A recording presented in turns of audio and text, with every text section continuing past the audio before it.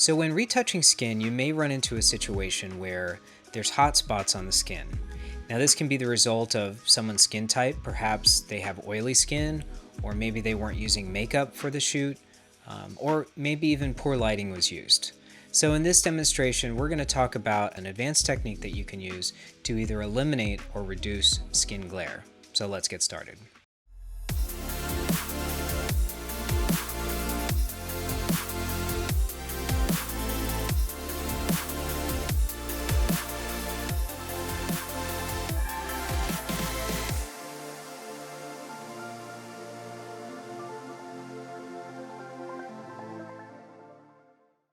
So in this demonstration, we're going to be looking at ways we can reduce skin glare. Now this is an advanced technique. It's going to require knowledge of frequency separation, how to use layer masks and adjustment layers. And if any of this sounds unfamiliar to you, I invite you to check out some of my other videos where I talk about those techniques. So the first thing we want to do here is apply a frequency separation technique.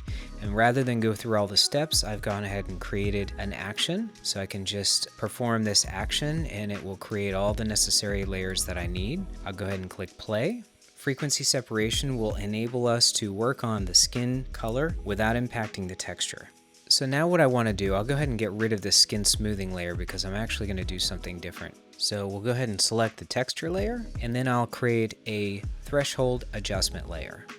So here we're going to use threshold to identify the areas of the face that have glare that we want to correct. And we want to make the area slightly larger than the area that we want to correct, because essentially what we're going to do with this is use threshold to create a layer mask. And because there's hot spots on both sides of the face, I want to make sure that I open this up just enough to include both.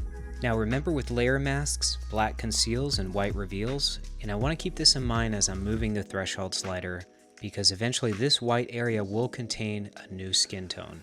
So that looks pretty good. Now what I want to do is open up my channels panel. I'll hold down Command and click on RGB. What this is going to do is automatically create a selection for the areas that are white. And now we'll create another adjustment layer, but this time we'll create a solid color adjustment layer.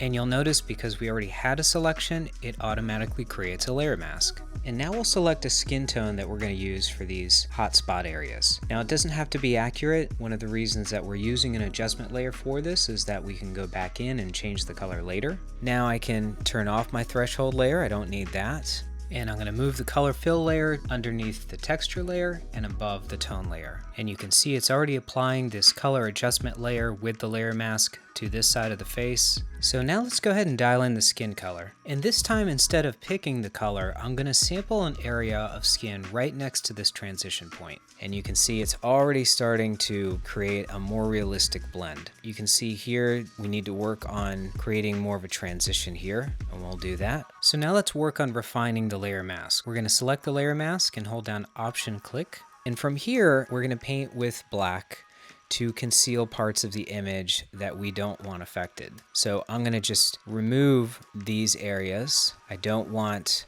this to be affecting the hair. I want the layer mask to only affect the skin areas. Okay, so let's select the layer mask, and this time we're going to soften the layer mask. And we're going to do that by adding a little bit of Gaussian blur. And I'm going to dial this in until I can't see where this transition begins. So maybe something like this. You can see the before and after here. That's looking pretty good. I'll come back in here and paint in just a little bit more black, make sure that it's not impacting some of these areas. Okay, that's already starting to look really good. Here's the before and after. I'll dial in the color one more time. I'm going to sample a couple other areas to see if I can get a better matching skin tone. I think this one looks a lot more accurate, so I'll go ahead and click OK. So once we're comfortable with the color, then we can just dial back the opacity just a little bit, just to let some of that original back in. I'll go ahead and dial this back just a little bit more.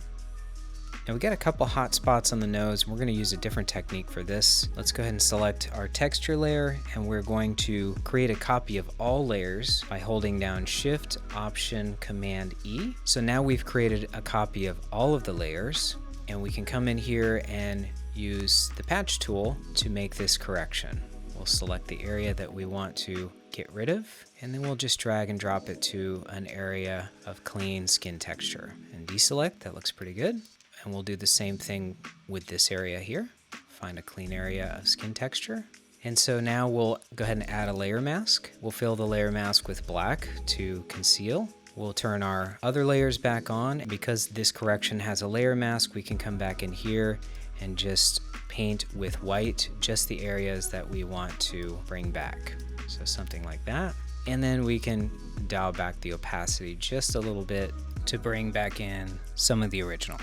So this image is looking really good. We can go ahead and delete the threshold layer. We don't need that anymore. Okay, so this is using frequency separation, adjustment layers, channel selections, and layer masks to remove hotspots from skin.